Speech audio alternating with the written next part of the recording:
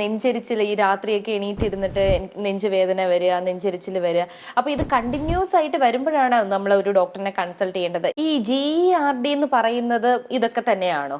GERD എന്ന് പറയുന്നത് gastro esophageal reflux disease. അതായത് സ്റ്റൊമക്കിനകത്തുള്ള ആസിഡ് റിഫ്ലക്സ് ആയി, അതായത് തികട്ടി നെഞ്ചിൽ ഈസോഫേഗസിലോട്ട് അന്നനാളത്തിലോട്ട് കയറുന്നതിനാണ് GERD എന്ന് പറയുന്നത്. GERD അസിഡിറ്റിയുടെ കുറച്ച് സിവിയർ ആയിട്ടുള്ള ഒരു ഫോം തന്നെയാണ്.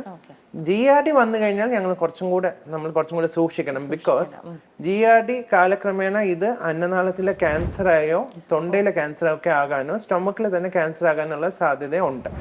അതുകൊണ്ട് GERD എന്ന് വന്നു കഴിഞ്ഞാൽ പിന്നെ സൂക്ഷിക്കേണ്ടത് അനിവാര്യമാണ്. ഏത് സമയത്തായിരിക്കും നമുക്ക് കൂടുതലും ഡോക്ടറിനെ കൺസൾട്ട് ചെയ്യണം എന്ന് ഉറപ്പിച്ച് ഡോക്ടർ പറയുന്നത് ഏത് സമയമായി? രാത്രി ആയാലും പകലായാലും GERD സിംറ്റംസ് ഉണ്ടെങ്കിൽ, അതായത് നെഞ്ചരിച്ചിൽ പുളിച്ചേട്ടൊക്കെ ഉണ്ടെങ്കിൽ തീർച്ചയായിട്ടും അതിനെ ഞങ്ങൾ ഒരു കൺട്രോളിൽ വെക്കണം. അതിപ്പോ ആഹാര ക്രമീകരണത്തിലൂടെ ആയാലും ശരി, വ്യായാമത്തിലൂടെ ആയാലും ശരി, വെയിറ്റ് കുറയ്ക്കുക, അതെല്ലാം ഞങ്ങൾക്ക് ഘടകങ്ങളായിട്ട് വരും. ഇതെല്ലാം ആഡ് ഓൺ ചെയ്ത് മെഡിക്കൽ ട്രീറ്റ്മെന്റ് കൂടെ എടുത്ത് ഏത് സിംറ്റംസ് ആണെങ്കിലും കൺട്രോൾ ചെയ്ത് പോയില്ല എന്നുണ്ടെങ്കിൽ ഞാൻ പറഞ്ഞ പോലെ ദോഷവശങ്ങളിലേക്ക് ഇത് പോകാൻ സാധ്യതയുണ്ട്.